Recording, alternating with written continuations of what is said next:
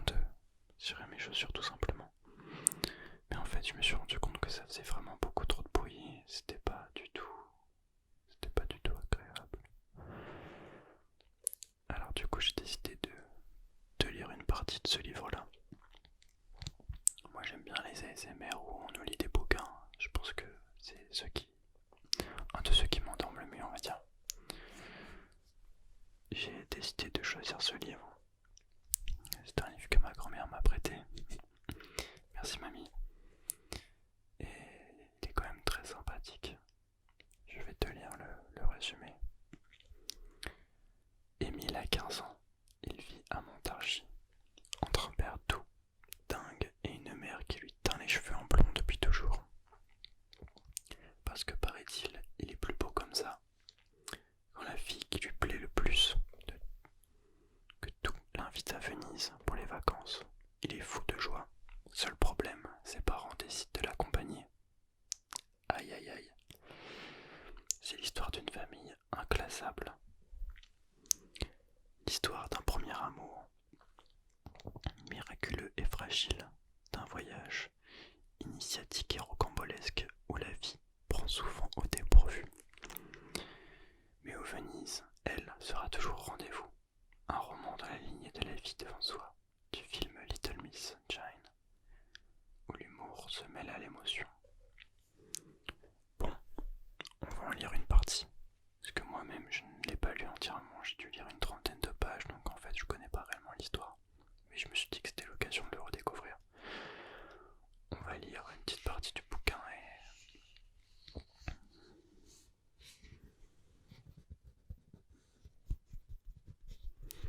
Dans ce cas-là, si vous l'appréciez, vous me le direz, je continuerai à en lire une partie. On pourrait même peut-être le lire entièrement. Partie 1, partie 2, partie 3, partie 740... Non, je rigole. Peut-être pas quand même.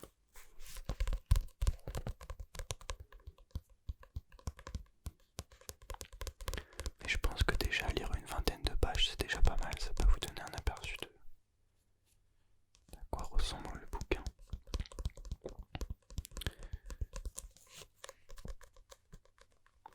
Et si cette vidéo vous plaît, peut-être que j'en ferai une plus longue la prochaine fois où je lirai 30-40 pages.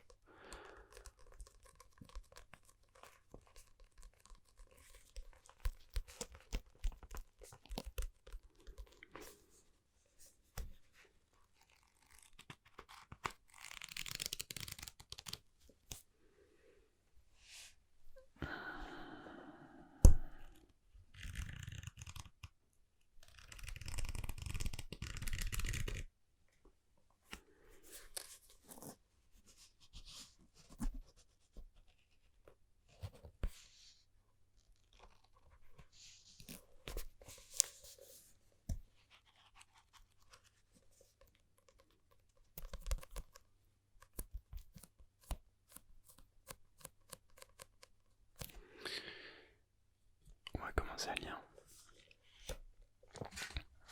Alors, lundi 12 mars, on était en train de déjeuner tous les deux, assis face à face.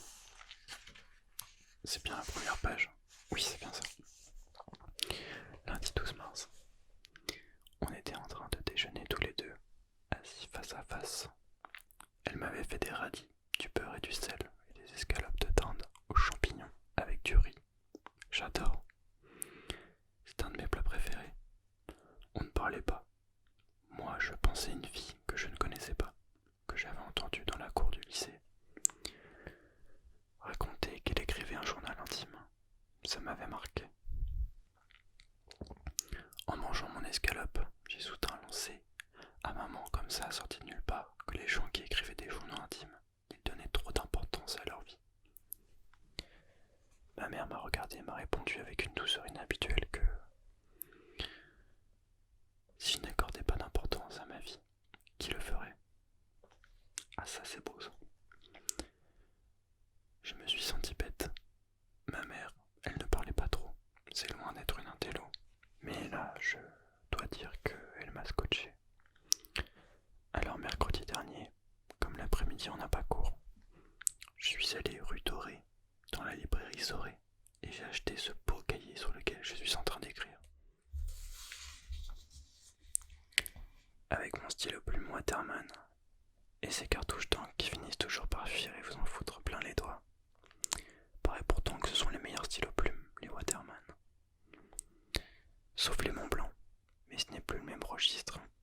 Il a de quoi s'acheter un scooter à la place de stylo. Pas sûr qu'ils finissent par fuir aussi. Puis je suis sûr qu'ils finissent par fuir aussi. Même si ça met plus longtemps. Tout fuit un jour, c'est une loi naturelle.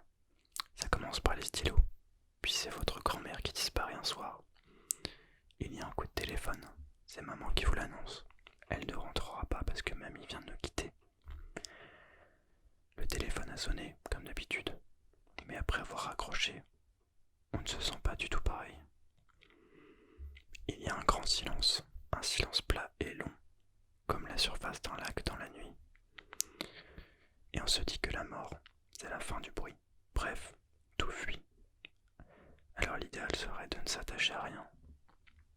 Surtout pas à ses fournitures scolaires. Mais c'est pas du tout ce dont j'ai envie de parler. Non, le premier sujet que je dois aborder, c'est Pauline. Parce que franchement, je pense à elle tout le temps. Elle est en seconde. Il y en a 9 au lycée, des secondes. Ça aurait été génial qu'on soit dans la même. Mais statistiquement, c'était pas gagné. En plus, je suis en première parce que j'ai 1 an et demi d'avance, donc il aurait fallu que je redouble. Et après on aurait une chance sur 9. Mais si je redouble, mes parents me tuent. Et j'exagère même pas. Pauline, je l'ai rencontrée à l'internat des filles. Quand je dis rencontrer au début, ça a juste été un regard, mais parfois ça suffit pour changer une vie. J'étais en train de jouer au ping-pong, parce qu'on a le droit d'y aller entre midi et 14h, et moi j'aime bien. J'ai été champion du Loiret par équipe. Je peux jouer des heures sans jamais m'en lasser. Et à force de faire quelque chose sans arrêt, on finit forcément par s'améliorer un peu. Bref, je jouais avec Jérémy, et la balle m'a dépassé. Ou je l'ai raté. Je me suis retourné, et là, une jeune fille brune aux yeux noirs, de 15 ans, qui portait un jean et un pull marin rayé, avec de gros boutons sur le côté, le long de l'épaule jusqu'au cou. S'est agenouillée, a ramassé la balle puis s'est redressée. Je l'ai trouvée belle tout de suite. Elle a un air sec, presque désagréable, lorsqu'elle ne sourit pas, mais qui disparaît totalement dès que son visage s'ouvre. J'ai eu l'impression de la connaître depuis toujours. C'est peut-être ça l'amour, se sentir incroyablement familier avec une inconnue.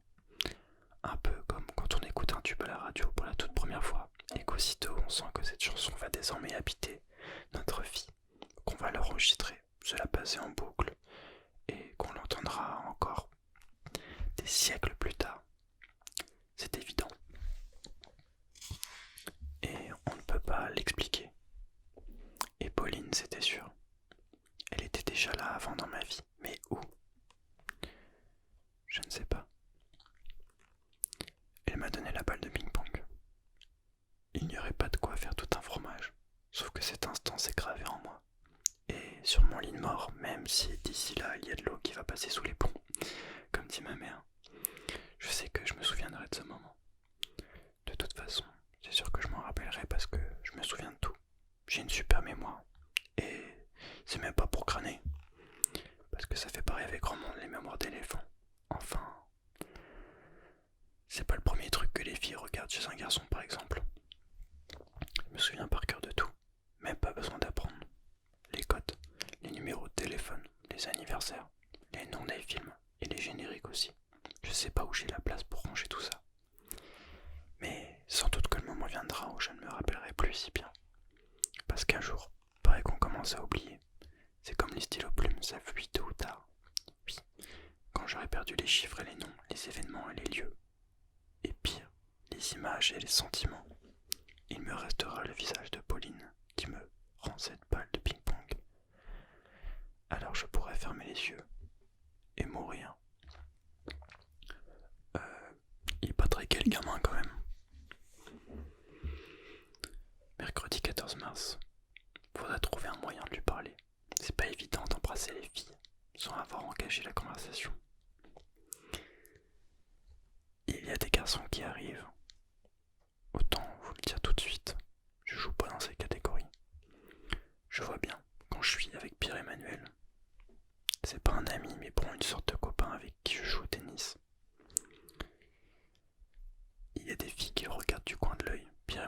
déjà très poilu à 15 ans.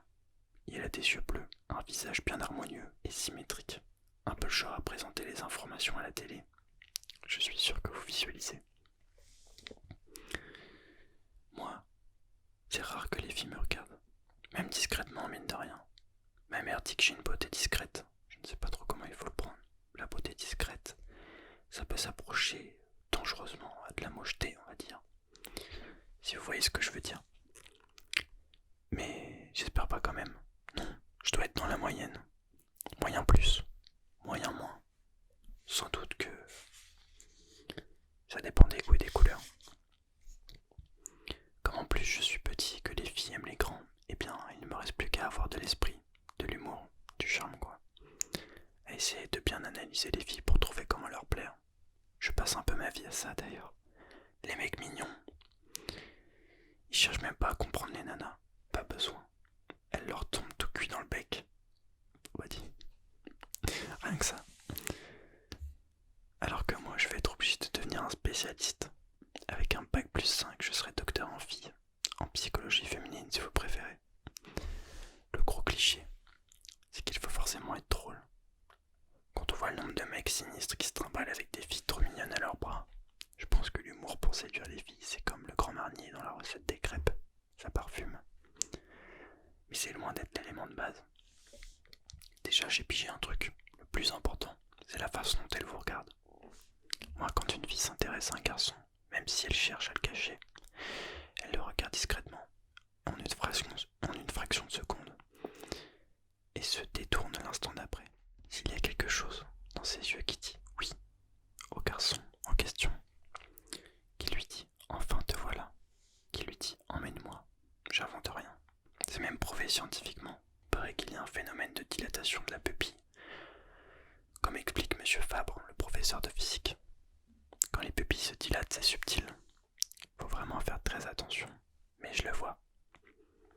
Je dois avoir un sixième sens, ou juste le sens de l'observation. Et j'avoue qu'elle se dilate rarement pour moi. Ou alors, quand c'est pour moi, j'ai plus de sixième sens. Plus de sens du tout d'ailleurs. C'est peut-être juste parce qu'on croit pas pouvoir mériter toutes les merveilles du monde, qu'on ne les a jamais. Et les plus belles filles non plus. Ou peut-être parce que c'est plus compliqué que ça. Je suis pas bien sûr. Bon, faut que j'arrête d'écrire parce que ma mère veut que je fasse mes devoirs. Avec elle, c'est toujours les devoirs d'abord. Et j'aime pas trop la contrarier, car elle s'énerve facilement. Ça peut tomber. Je vous fais pas un dessin. J'ai beau prétendre que ce journal intime fait partie de mon travail, elle ne pense qu'à la liste des tâches écrites sur mon cahier de texte. On nous rajoute tout le temps.